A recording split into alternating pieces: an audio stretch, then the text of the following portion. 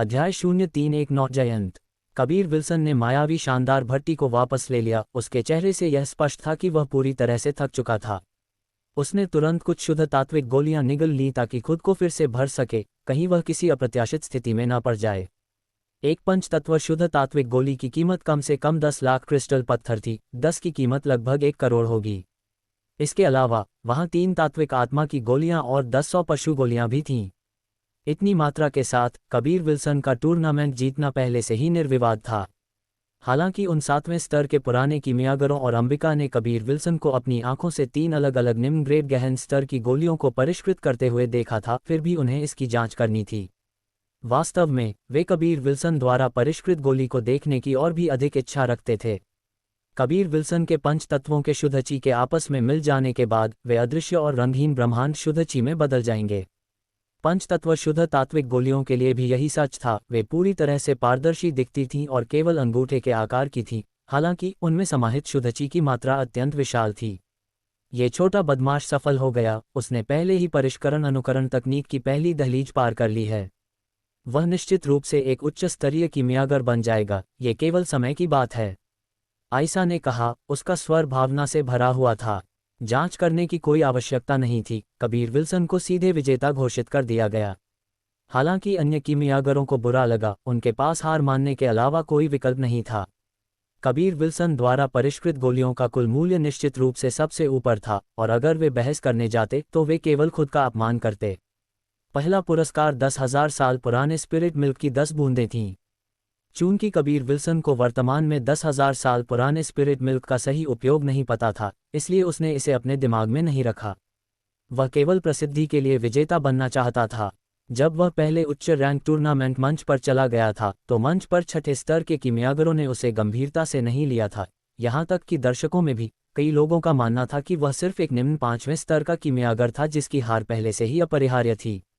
लेकिन अब वह वास्तव में टूर्नामेंट का विजेता बन गया था। इसके अलावा उसने बहुत खूबसूरती से जीता था।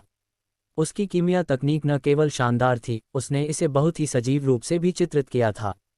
उसके अद्भुत कौशल ने बार बार सबके दिलों को झकझोर दिया था। अब से वह गोली खुशबू स्वर्ग भव्य सभा का एक किंवदंती बन जाएगा। मंच के नीचे प्रेम बजाज, अमृत गुप्ता और अन्य सभी कबीर विल्सन के लिए जयकार कर रहे थे। वे एक ऐसे कीमियागर के मित्र होने के लिए भाग्यशाली महसूस कर रहे थे जिसका भविष्य अथाह था। कम से कम उन्हें खुद के लिए कुछ गोलियों को परिष्कृत करने के लिए एक कीमियागर की तलाश करने की चिंता करने की जरूरत नहीं थी। उच्च रैंक टूर्नामेंट का विजेता कबीर विल्सन है। ये कीमिया टूर्नामेंट की समाप्ति का प्रतीक है, लेकिन भव्य सभा जारी रहेगी। मंच पर अंबिका ने एक भाषण दिया, जबकि कबीर विल्सन स्पिरिट मिल्क प्राप्त करने के बाद अपनी स्थिति को जल्दी से समायोजित करने के लिए जमीन पर बैठ गया। कई वर्षों से उसे अक्सर विभिन्न प्रकार के खतरों का सामना करना पड़ा था और इसी कारण से उसने यह विवेकपूर्ण आदत विकसित कर ली थी। कबीर विल्सन, मैं मुक्त अमर सागर का एक शिष्य हूँ। क्या तुमने कभी हमारे मुक्त अमर सागर के एक शिष्य को मारा है? मंच पर एक प्रतिभागी ने जोर से पूछा, जिससे दर्शकों के बीच काफी हंगामा हुआ। मुक्त अमर सागर की वर्तमान में बहुत अच्छी प्रतिष्ठा थी क्योंकि वे दावा कर रहे थे कि वे अति चरम मार्शल संप्रदाय से कहीं अधिक मजबूत थे। कबीर विल्सन का मुक्त अमर सागर को नाराज करना कोई आश्चर्य की बात नहीं थी, लेकिन किसी ने नहीं सोचा था कि मुक्त अमर सागर अब कबीर विल्सन की तलाश करेगा। फिर भी कबीर विल्सन ने अपनी आंखें बंद रखीं और शांत भाव से कहा, हाँ तो क्या? चूंकि वे मुझे मारना चाहते थे, बदले में उन्हें मारना भी सामान्य है। हम काले कछुआ रहस्यमय क्षेत्र में, क्या तुमने हमारे मुक्त अमर सागर के 30 से अधिक सच्चे मार्शल शिष्यों को अपंग नहीं किया है? मुक्त अमर सागर के एक मध्यम आयु वर्ग के कीमियागर ने एक बार फिर पूछा। तुम एक अलंकारिक प्रश्न क्यों पूछ रहे हो? तुम जो कुछ भी कहना चाहते हो बस सीधे कहो। कबीर विल्सन स्पष्ट रूप से मुक्त अमर सागर से नहीं डरता था क्योंकि उसके पीछे अति चरम मार्शल संप्रदाय था। तो हमारे दंड को स्वीकार करने के लिए मेरे साथ मुक्त अमर सागर चलो, मध्यम आयु वर्ग के व्यक्ति ने ठंडे लहजे में उत्तर दिया। कबीर विल्सन ने अपनी आंखें खोली और हंसना शुरू कर दिया। अगर मैं नहीं कहूं तो तुम क्या करोगे? बोलते समय उसके चेहरे की मुस्कान गायब हो गई क्योंकि उसका रंग बल्कि उदास और भयानक हो गया था। भगवान जाने कब एक कुटिल वधची ने पूरे चौक को ढक लिया, जिससे हर कोई बेहद डर गया। कबीर विल्सन, तुम्हारे और हमारे सच्चे मार्शल संप्रदाय के बीच अभी भी अनसुलझा व्यवसाय है। हम इसे आज ही सुलझाएंगे। एक बूढ़ा आदमी निडर होकर सामने चला आया और बोला, हमारा पशु मार्शल संप्रदाय भी तुम्हें लंबे समय से सहन कर रहा है। कबीर विल्सन, आज तुम्हें इतने सारे लोगों के सामने सब कुछ साफ करना होगा। पशु मार्शल संप्रदाय के एक व्यक्ति ने चिल्लाया। आकाश उज्ज्वल था और कई लोग आने लगे थे। वर्तमान में चौक में बहुत सारे लोग थे और साथ ही विभिन्न अन्य संप्रदाय भी थे। कबीर विल्सन ने ठहाका लगाया, साफ? सब कुछ बहुत पहले साफ हो चुका है, बस तुम इसे स्वीकार नहीं कर सकते, बस यही है। अगर उन लोगों ने पहले मुझसे गड़बड़ न की होती तो मैं अपनी ताकत बर्बाद करने की जहमत नहीं उठाता। ये दुनिया जंगल के कानून का पालन करती है। क्योंकि उन्होंने सोचा कि मैं कमज़ोर हूं और मुझे धमकाने की कोशिश की, इसलिए मैंने खुद की रक्षा के लिए वही किया जो एक सामान्य व्यक्ति करता। अंबिका थोड़ी घबराई हुई थी। उसके दुख के लिए कबीर विल्सन के साथ शिकायत वाले सभी संप्रदाय यहाँ आ गए थे। वास्तव में ये जंगल का कानून है। मेरी नज़र में तुम सिर्फ एक चींटी हो, क्या ये सच नहीं है? क्या मैं तुम्हें लापरवाही से नहीं कुचल सकता? एक ताना आया इससे पहले कि एक सफ़ेद वस्त्र पहने मध्यम आयु वर्ग का व्यक्ति भगवान जाने कहाँ से उड़कर यहाँ आया। वह कबीर विल्सन के सामने उतरा और जैसे ही वह प्रकट हुआ, उसके द्वारा एक दमनकारी दबाव जारी किया गया जिसने कबीर विल्सन द्वारा जारी वज्जी को दबा दिया। इस बीच सच्चे मार्शल संप्रदाय के डीन अरमान भी सफ़ेद वस्त्र पहने मध्यम आयु वर्ग के व्यक्ति के पीछे दिखाई दिए और कबीर विल्सन को गुस्से से घूरने लगे। कबीर विल्सन ने सिर्फ एक नज़र में महसूस किया कि सफ़ेद वस्त्र पहने मध्यम आयु वर्ग का व्यक्ति एक निर्वाण दायरे का मार्शल कलाकार था। उसने अनुमान लगाया कि वह मुक्तमर सागर का डीन था, अन्यथा अरमान उसके पीछे क्यों खड़ा होता। डीन स्तर के पात्र दिखाई दिए थे और उनकी उपस्थिति केवल कबीर विल्सन पर हमला करने के लिए थी। हर कोई बहुत शक्तिहीन महसूस कर रहा था। कबीर विल्सन कितना भी बड़ा प्रतिभाशाली क्यों न हो, वह उनके सामने अभी भी एक चींटी ही था। जो कोई भी कबीर विल्सन पर हमला करने की हिम्मत करेगा, मैं उसके पूरे संप्रदाय को नष्ट कर दूंगा। मैं मुर्गियों और कुत्तों को भी नहीं छोड़ूंगा। एक राजसी और दबंग आवाज आई जिसने सभी को चौंका दिया। शायद केवल अतिचरम मार्शल संप्रदाय का डीन जीतन ही ऐसे शब्द बोल सकता था। कई लोगों ने जीतन को नहीं देखा था, लेकिन वे सभी गंजे अलेक्जेंडर को पहचानते थे। अलेक्जेंडर को एक मजबूत जवान आदमी का अनुसरण करते हुए देखकर सभी ने अनुमान लगाया कि वह जीतन था। जयंत, ये वास्तव में तुम हो?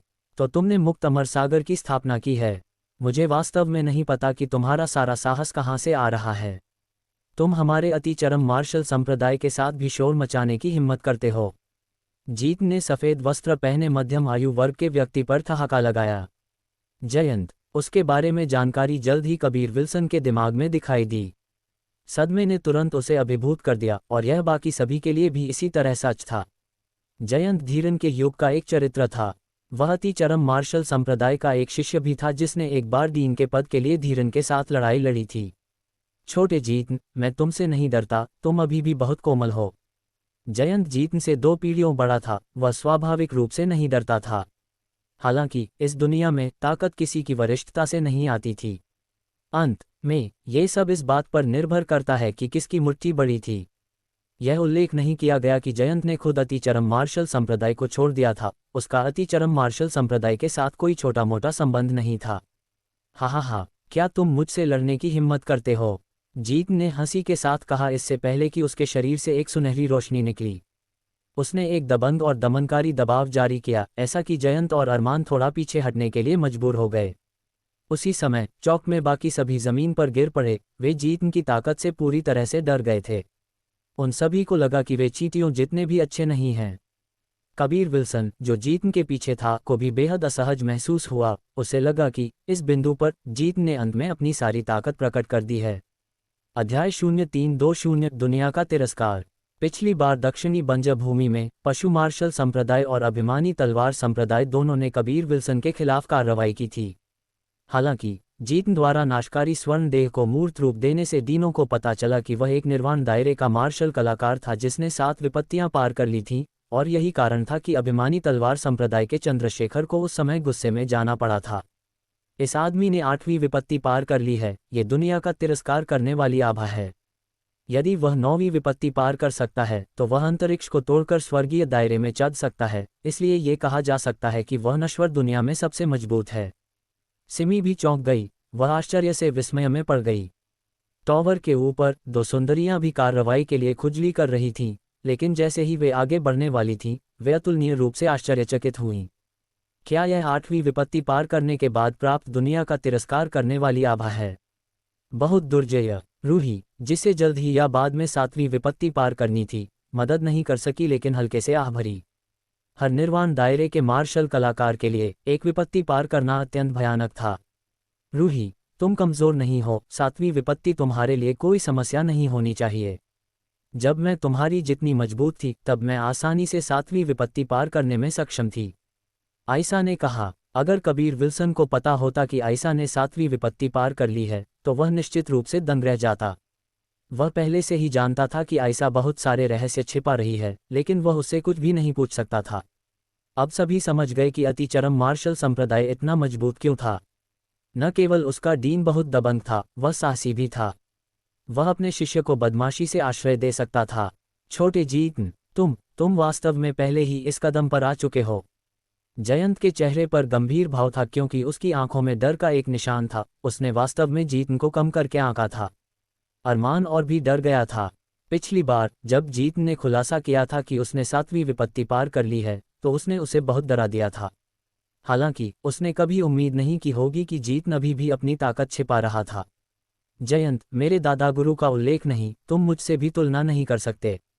अगर मेरे गुरु यहाँ हैं तो सिर्फ एक उंगली से वह तुम्हें कुचल कर मार सकते हैं। जीत ने गर्व से कहा। उसके द्वारा जारी की गई आभा ने जयंत को पूरी तरह से दबा दिया था, इस हद तक कि वह एक भी शब्द नहीं बोल सका। इस समय वह भारी मात्रा में दर्द में था। जीत के गुरु भी अतिचरम मार्शल संप्रदाय के महान दीनों में से एक थे। बहुत कम उम्र में वह पहले ही स्वर्गीय दायरे में चढ़ चुके थे। वास्तव में अगर वह यहाँ होते तो वह आसानी से जयंत को अपनी एक उंगली से कुचलकर मार सकते थे। डीन, यह मेरा व्यवसाय है, मैं इसे खुद हल करना चाहता हूँ। मैं ये भी नहीं चाहता कि वे मुझे परेशान करना जारी रखें। आज हमें सब कुछ व्यवस्थित करना होगा, कबीर विल्सन ने अचानक कहा। अगर यह जारी रहा तो अतिचरम मार्शल संप्रदाय का अन्य संप्रदायों के साथ संघर्ष निश्चित रूप से बढ़ेगा। हालांकि कबीर विल्सन अतिचरम मार्शल संप्रदाय और अन्य संप्रदायों के बारे में चिंतित नहीं था, वह 3 क्षेत्रों की महान लड़ाई के बारे में चिंतित था। जीतन वास्तव में मजबूत था। अगर यह एक पर एक होता तो वह चेनवू मुख्य भूमि में अजेय था। हालांकि अगर ये डीन एक साथ हमला करते तो ये कहना मुश्किल होता। चूंकि जीतन चेनवू मुख्य भूमि में सबसे मजबूत था, एक बार 3 क्षेत्रों की महान लड़ाई छिड़ गई तो उसकी ताकत उन शक्तिशाली शैतानों का विरोध करने में महत्वपूर्ण भूमिका निभाएगी। अच्छा, जीत ने तुरंत अपनी प्रभावशाली ढंग वापस ले ली। अचानक सभी को बहुत आराम महसूस हुआ। मंच के नीचे सभी ने गुप्त रूप से फैसला किया कि भविष्य में जहां भी वे इस आदमी को देखेंगे वे तुरंत उससे दूर भागेंगे। उन्हें अभी जो महसूस हुआ वह बेहद असहज था। अब जयंत भी इतना अभिमानी होने की हिम्मत नहीं करता था।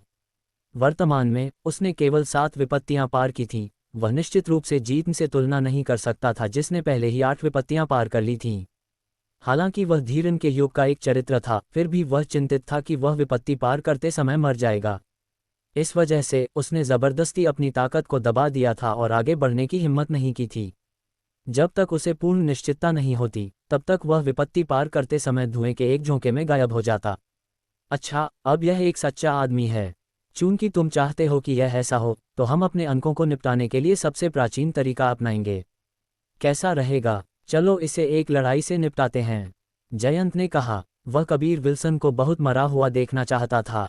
अतिचरम मार्शल संप्रदाय में ऐसा अच्छा पौधा था और अगर इसे अच्छी तरह से पाला गया तो भविष्य में वह निश्चित रूप से अतिचरम मार्शल संप्रदाय का एक महान डीन बन जाएगा। इसके अलावा कबीर विल्सन का आचरण भी एक डीन के लिए बहुत उपयुक्त था। कोई समस्या नहीं है, लेकिन अगर यह उचित नहीं है तो मैं इसे स्वीकार नहीं करूंगा, कबीर विल्सन ने जवाब दिया। वह किसी को भी धोखा नहीं दे सकता था, खासकर चूंकि यह लड़ने के बारे में था। वह बिल्कुल भी नहीं डरता था। हमारा मुक्त अमर सागर और पशु मार्शल संप्रदाय, सच्चा मार्शल संप्रदाय प्रत्येक तुम्हारे साथ लड़ने के लिए तुम्हारे समान खेती वाला एक शिष्य भेजेगा। अगर तुम हार जाते हो तो तुम्हें हमारी कुछ शर्तें माननी होंगी, और अगर तुम जीत गए तो हमारे बीच सब कुछ सुलझ गया है, जयंत ने कहा। इस समय चंद्रशेखर, जो भीड़ के बीच छिपा हुआ था, अचानक दिखाई दिया और कहा, हमारे अभिमानी तलवार संप्रदाय को भी गिनो। जीत ने ठहाका लगाया। हम 4 लोग एक आदमी से बारी बारी से लड़ेंगे। जीत तो सब कुछ साफ हो गया, और अगर हार गए तो तुम्हारी बोली लगाने के लिए मजबूर हो गए। तुम अत्यंत निर्लज हो। माननीय निर्वाण दायरे के मार्शल कलाकार, एक प्रमुख संप्रदाय के डीन, अप्रत्याशित रूप से इस तरह एक अनुभवहीन बच्चे को धमका रहे हैं। भविष्य में आप लोगों को बेहतर होगा कि चेनवू मुख्य भूमि में किसी को भी इसका उल्लेख न करें, कहीं आप अपनी प्रतिष्ठा खो दें। जीत के निंदक का सामना करते हुए जयंत और अन्य शर्म से लाल हो गए। हाँ, ये तुम्हारे शिष्य थे जिन्होंने पहले हम पर हमला किया था। अगर तुम चाहते हो कि यह उचित हो, तो अगर कबीर विल्सन जीता तो तुम्हें उसे माफ़ी देनी होगी, अलेक्जेंडर ने कहा। कबीर विल्सन ने कहा, क्या माफ़ी कुछ लायक है? अगर मैं जीता तो तुम्हें मुझे मुआवजा देना होगा।